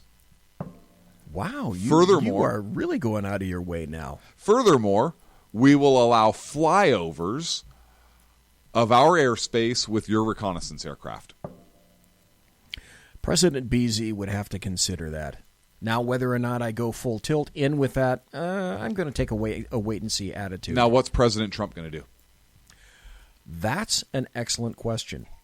That's why I asked it, and that's why this is Sackheads Against Tyranny. That's exactly it. So, okay, well, so let's. I'll tell you what. For the time being, let's turn that laser beam focus back onto President Clint. Now, what would President Clint do in those circumstances if North Korea said the exact same thing to you that they had said to prior termer Sackhead BZ? Well, I was Sackhead BZ's VP. Yes, right. And so I just happened. A perfect succession was made. Yes, I mean it was a very quiet transition from the BZ presidency to the Clint presidency. Yes, it really was. And by the way, my media guy is Sackhead Sean. Yeah, of course it would. You stole him from my administration. Yeah. Only because I liked his Boston accent, where he's leaning up against the podium with a cigarette hanging halfway out of his mouth, and just being like, "That's a stupid fucking question." Next, and he'd have sunglasses on too while he was doing it at the podium in the briefing room. That'd be his look. With a cigarette kind of drooping out of his mouth there a little bit. Because he's from Boston. So which scenario? Because I gave you two. Well, take the first one first and take the second one second. You know, if it came to aid to North Korea. It's clear they need food. It is. I'm very hesitant to give them dollars. It's kind of like a homeless. It's like a homeless person. Okay, that's exactly what I was going to say. I will not give a homeless person cash. Okay, there have been times in my prior life where I would very few times, and usually families with kids down on their luck. Okay. All right. But I have on several occasions bought food, and I have taken food. And look, sometimes, but that's also a test, right? Because you know who the real turds are. Yep. Because if the people say, "No, man, I can't take food. I want the cash," blow me. Yes, absolutely. So I would say to North Korea, you do all those things, I will give you food. I will give you X amount of corn. I will give you X amount of beans. We got a lot of grain that we can ship over X there. Amount of grains. I am not going to give you meat. Sorry. No. We need that here. I like my steaks too damn much. We will teach you. We will send people over to help teach you how to grow food. We will help you in building your infrastructure along with the South, but we're not going to pay for it. You figure out how to pay for it, and you should have plenty of money coming in because we're going to release some of the sanctions against you, even though you've been a-holes for a long period of time. We're going to ease some of those sanctions so that you can start to feed your people, build infrastructure, and do some of these things. So basically what you're saying is no Marshall Plan for them. It would not even go remotely as in-depth as that. No, and I'll tell you why. Because it's not realistic. The Chinese will never allow that kind of U.S. influence there. Or presence, yep. Never. And so I don't even think you ask for it. Because I think that is such a non-starter that I think you're starting. I think that's such a maybe Trump. Look, Trump's the master negotiator supposedly, right? So maybe he asks for it. I am not that smart, so I wouldn't ask for it right away. I mean, there's no way. And do you really want that? I would say no. I mean, how do you have that? If you want to start that kind of integration. You can maybe do a Korean Peninsula defense force where maybe the North and South militaries are doing joint exercises for the Korean Peninsula. That in and of itself would make China shit itself. ROK troops are badass. So, yes, I would. Does that answer your question? I would give them food. I would give them food and knowledge. Okay, that's the food aspect now. No money. Because they're going to go out and buy nuclear crack. Okay. Okay. So what about Plan B then? Plan B. Look, I would demand dismantling of their program and inspections. Okay, and how do you conduct that without offending China or without China saying no? We're going to put our boot down, and you're not going to be able to do that. I don't think China wants North Korea to have a nuke. I think China will say, hey, if you're going to have your inspectors there, we're going to have our inspectors there, and we're going to do a joint inspection, and I am totally okay with that. I don't think China wants a nuclear North Korea. They certainly don't want a U.S. military presence in North Korea, but I don't think they want a nuclear North Korea. I think they're pissed off at little Kim. I think they don't like all this attention that's being thrown that way. I think economically China has been hurt as well. Yeah. So I think for China to say, okay, we want to inspect also, why do I give a shit if they want to inspect also? It's not like they're going to change what our people see or so I'm okay with that. I'm still dying to find out what it was that the president of China just happened to say to little Kim. I wouldn't just want to be a fly on the wall in that meeting. I'd want to be a fly on the wall and know how to speak both languages. Yeah, wouldn't that be great? Because otherwise I wouldn't know what the hell they're saying anyways. Oh, true. We're past the break. We're going to hit a break and then come back for our final segment. You're listening to Sackheads Against Tyranny. Conservative media done right. You're listening to the SHR Media Network. Hey, it's Sean from the Sackheads Radio Show, also one of the owners here at the SHR Media Network. Are you opinionated? Have you ever wanted to do your own show? Have you ever heard somebody like the Sackheads and go, yeah, I could probably do that better? Well, now's your chance. Send me a 5-minute clip at sackheadsradio@gmail.com, and maybe you can be part of the SHR broadcasting team. sackheadsradio@gmail.com.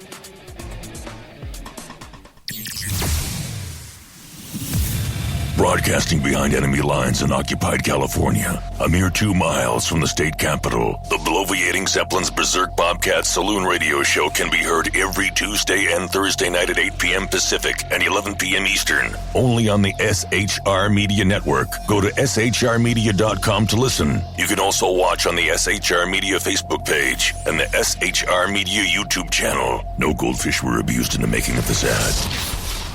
When dirty politicians, shadow governments, and deceptive Islam blind the world with fake stream media smoke, their only fear is one man with a cane. I'm Dave Milner. Join me through shrmedia.com, highplains.talkradio.com, and the Western Free Radio Network at Spreaker, YouTube, and iTunes for a different perspective weekly on the Unpleasant Blind Guy. And catch me on Jeff Mitchell's EDL Radio on blogtalkradio.com. There's no surrender ever. Because truth is not always pleasant. Hey guys, it's Sackhead Clint. I'm excited to tell you about a brand new show here on the SHR Media Network.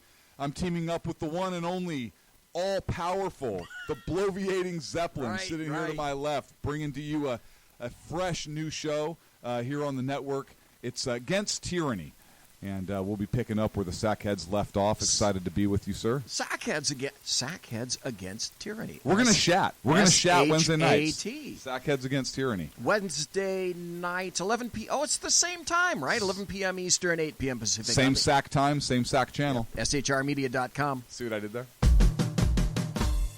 It's your business diva here, Melanie Collette. I am inviting you to a front row seat as I discuss some of the most intriguing details of wealth and finance with today's movers and shakers in the world of business. Listen in and discover financial truths on a global, domestic, and household scale. Uncover topics that will impact your wallet today and in the future. Money Talk with Melanie airs Monday through Friday, 5 p.m. East, 2 p.m. West, right here on SHR Media and High Plains Pundit Talk Radio. You can't afford to miss it. Human by race, Christian by faith, American by nationality, and conservative by choice. Reverend Ralph J. Chittum Sr. is the right guy on SHR Media from 8:05 to 9 p.m. Monday through Friday. And if on the rare occasion I am ever wrong, I will still always be right. The right guy on SHR Media. Hey, this is Michael Wright. And I'm Shannon Wright. Join us for The Right Way with Shannon and Mike, Monday through Thursday from 7 to 9 a.m. right here on SHR Media. Why are they joining us?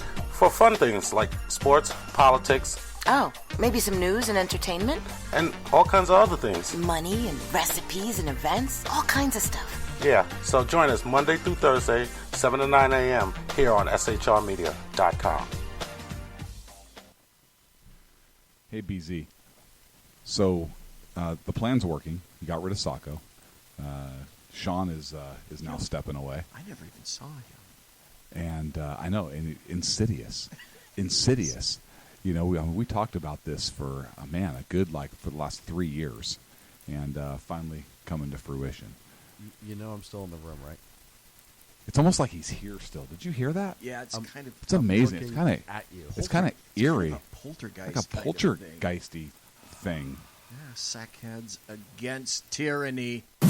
You're listening to the SHR Media Network. Folks, you're listening to the very last segment on Sackheads Against Tyranny. It's been a great show. Have really enjoyed it. This is only the second show that we have done. There, of course, will be shows every Wednesday right here on shrmedia.com on the SHR Media Network. And we talked about North Korea. We talked about the passing of Barbara Bush. We talked about Starbucks. Syria. We talked about Starbucks. We actually talked with Sackhead Sean. We did.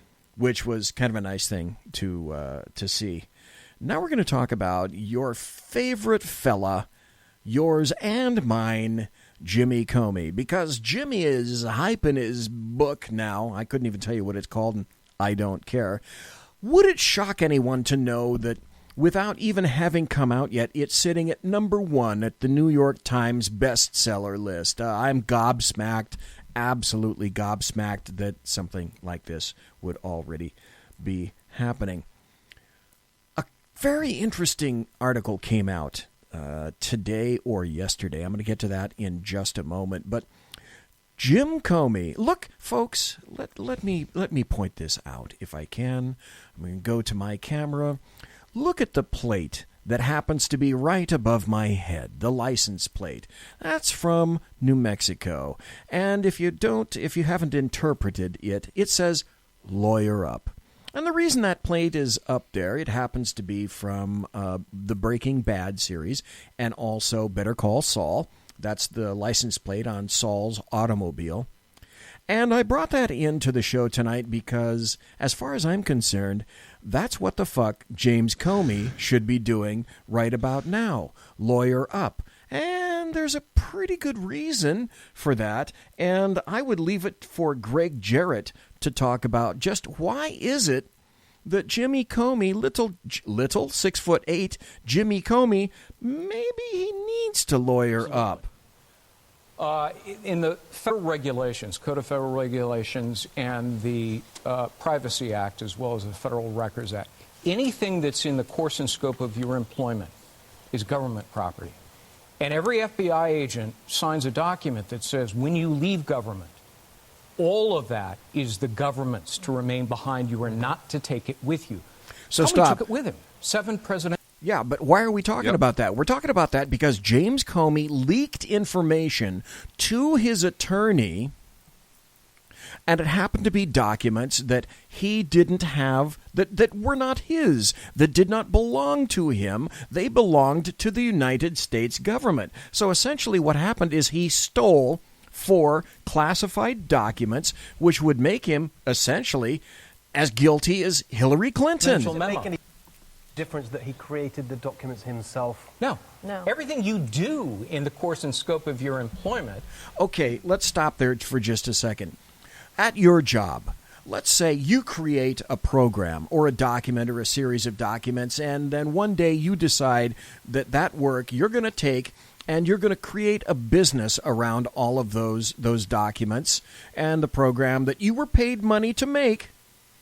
Would your employer say, that's okay, you can have all those documents, you can have all that stuff, that's no big deal? And especially if they, by the way, they happen to be really critical documents, maybe even proprietary, that some other company would pay a lot of money for. Do you think your company would be looking upon that with, yeah, that's okay, Clint, you can do that? No. Is government property. He was acting as the FBI director when he spoke to the president. He wrote about their conversations. It's clearly government property. And he stole that government property, yes, including, according to Senator Grassley, 4 classified documents, which would make him just as guilty as Hillary Clinton. You're referring to the memos or something else? I'm referring to the 7 presidential memos.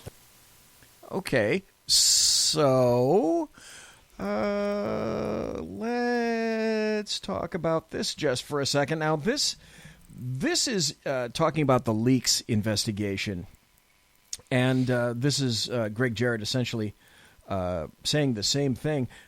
And these apparently are concepts that Jim Comey just doesn't get. He doesn't understand. In the federal regulations, Code of Federal Regulations, and the Privacy Act, as well as the Federal Records Act, anything that's in the course and scope of your employment is government property. And every FBI agent signs a document that says when you leave government, all of that is the government's to remain behind you or not to take it with you. That's precisely my point. The point is that Comey is acting just like Hillary Clinton was. Yes.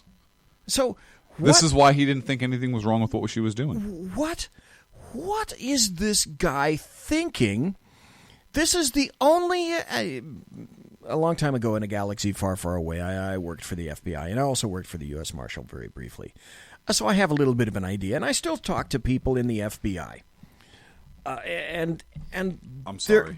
I know they're absolutely gobsmacked as to what happened to their FBI. But now everything is starting to fall apart, and the reason it's all falling apart is because of Hillary Clinton. None of this shit would have been revealed had Hillary Clinton won the presidency. Hang on a second, BZ. Okay. They're falling apart because they're the frickin' FBI. I heard a vicious rumor that they are the only law enforcement organization not allowed in Fraternal Order of Police bars on the East Coast. There's a reason for that. It's because they're a bunch of fucking D-bags. Okay, go ahead.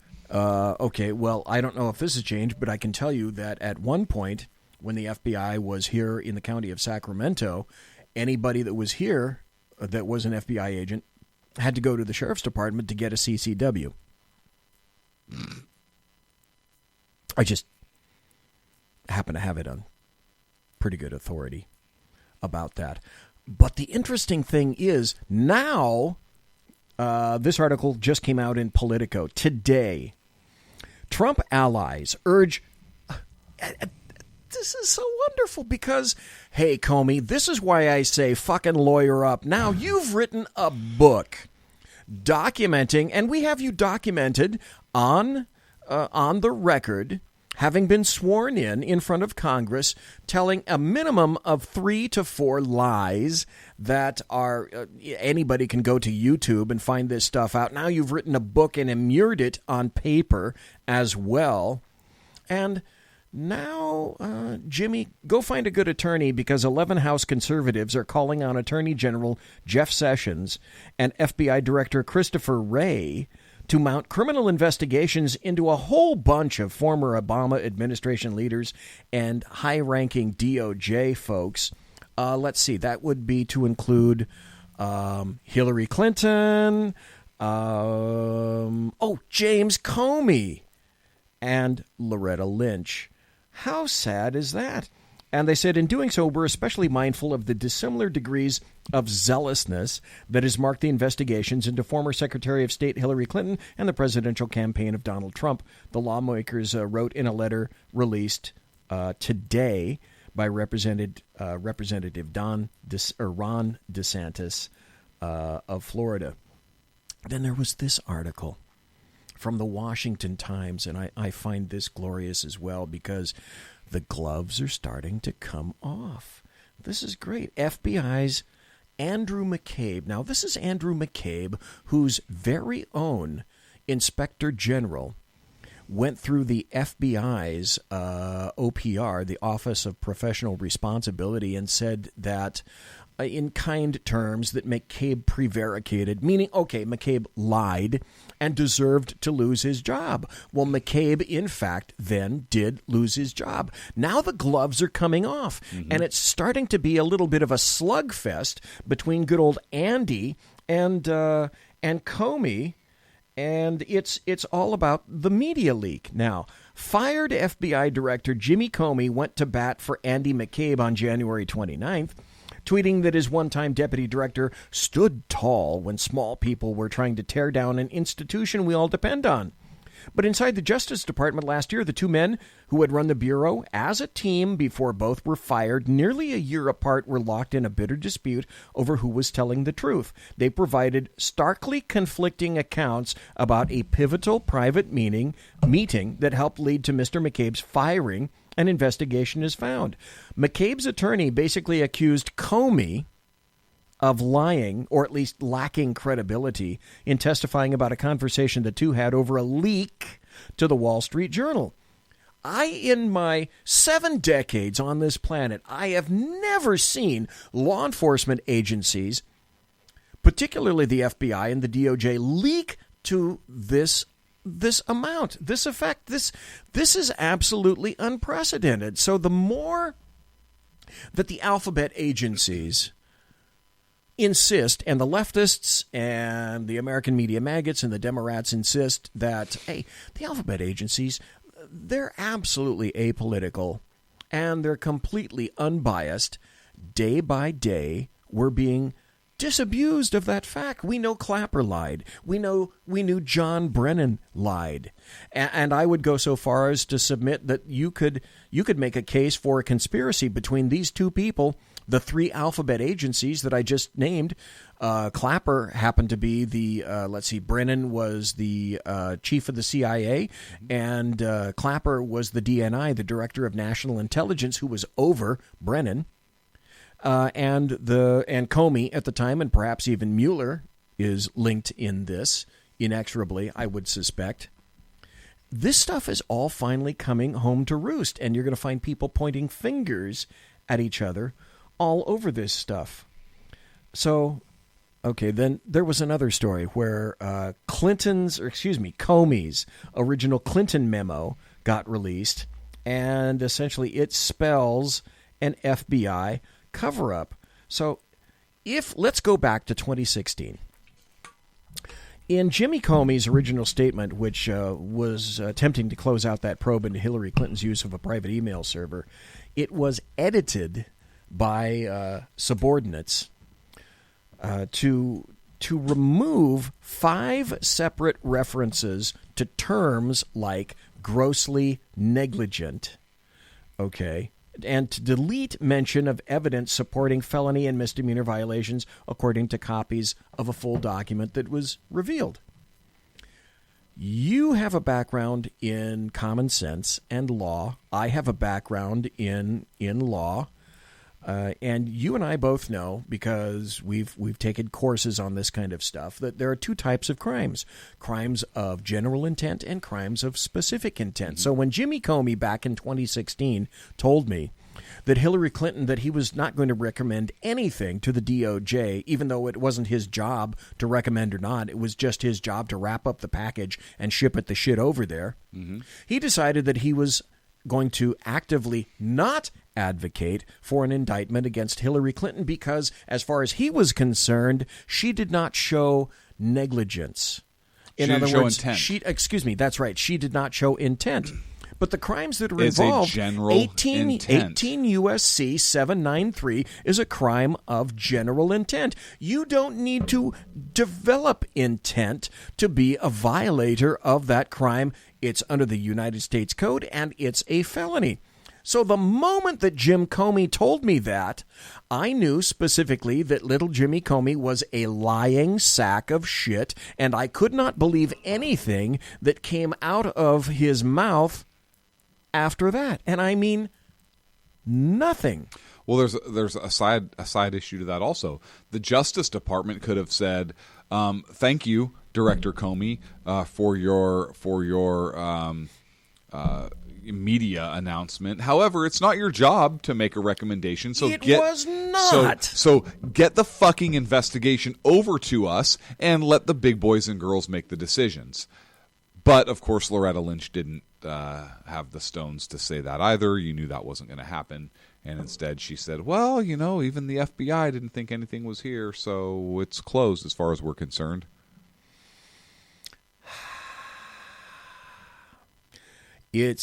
I think Comey thought for sure Clinton was going to get elected.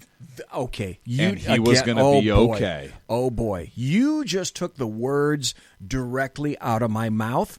And all of those people that were named, McCabe, Comey, Lynch, Obama, Clinton, Suzanne Powers, et al., all of those people, Strzok, Page, the list is endless. All of those people, I'm fervently convinced, were absolutely assured that nothing was going to happen because Hillary Clinton had it and their schemes were not going to be revealed in the slightest. Yep. And the cat shit in the punch bowl after that, and all of their schemes turned to crap. Yep. And here we are today. So we got about another 5 minutes or so. Jim Comey, do you think, Clint, that there are going to be any hearings into any of this stuff from the DOJ or the FBI, or is this all smoke and mirrors and bullshit? I'd like to think there's going to be hearings and indictments, but here's the thing. It's all smoke and mirrors and bullshit. You remember Donald Trump on the campaign trail said, we're going to put crooked Hillary in jail? Yeah. Not a fucking thing has been done. Yeah. And then instead, his ass is being investigated. Is anybody going to have the balls to take Comey on? Trey Gowdy would. Oh. I think Trey Gowdy would. I think Trey Gowdy would be a hell of a pick for Attorney General when he's retired from Congress. But until that time, no, I don't think we're going to see anything. I think that we have a long-standing tradition of not going after our political predecessors.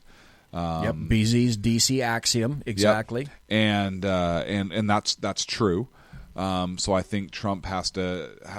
I don't think he has to be careful, but I think he wants to be careful. And I think we're to a point now. I mean, look, nothing fucking happened with Benghazi. I think we're to a point now where the election is 2 years old at this point. The email scandal is 3 years old at this point. People have forgotten. Our country has a short attention span. People don't give a shit. And it's sad, but it's true. But we call it out on this show because when the government is all powerful, that is called tyranny. And we are most decidedly against tyranny, to the point where we named our fucking show after the idea. Well, and the sad thing is you had 4 Americans that perished in Benghazi, in Libya, and we couldn't even, during that amount of time, we couldn't even muster up the concern to go for an investigation into that. That in and of itself, even after Obama was out of power, it's completely forgotten. Yeah, and a United States so ambassador. It turns out United States ambassador was killed, ambassador, and nobody was held accountable. A representative of the United States of America. Yes. A government official was assassinated. Hillary Clinton turns out to be correct. It was. After all, what difference does it make? Yes, it was an assassination. We had a United States dignitary, an ambassador, serving on post in another country that was killed as a result of a terrorist attack. And nothing was done. Not a fucking thing. As a matter of fact, there were stand-down orders that were given. How sad. And nobody was held accountable. And even those were refuted. Yes. And nobody has been held accountable for that. That's kind of a grim note. It's almost time to wrap this up. We wanted to get to another topic, which I think we'll probably roll over to next week. Yeah, because I think that's actually going to gain some steam. And I think you're absolutely right about that. So we're going to give you a little bit of a hint, boys and girls, as to at least one of the topics. No hint? No hint? Not one? Let's let it hang. Okay. Let's let it hang. We're going to tell you about the hanging topic, which is not unlike the hanging Chad that we're not going to tell you about because Sackhead's Clint doesn't want to tell you. It's like a dangling participle, but I don't even know what a participle is. I don't know. This topic is dangling. Is it like an icicle? Totally different. That's like a popsicle? No idea. Okay. Well, I think this pretty much wraps up the Shot Show for this week. Thanks to Sackhead Sean for calling in. Yes. And thanks to everyone for listening. Playing us out? Yeah. That's very nice music. I like this music. It kind of wraps up the evening, and we get to say bye to everybody. And now that we kicked everybody's blood pressure up, we're trying to bring it down here a little bit. But it's the therapy. I know, it really is. It's like, okay, just remember, we're going to be here next week. It's Shatapy. It's like the therapy. I like that. Sackhead's Clint and Sackhead's BZ back next Wednesday, right here on shrmedia.com. And my show is tomorrow night. And so don't miss it. Sackheads Against Tyranny next Wednesday. Aloha.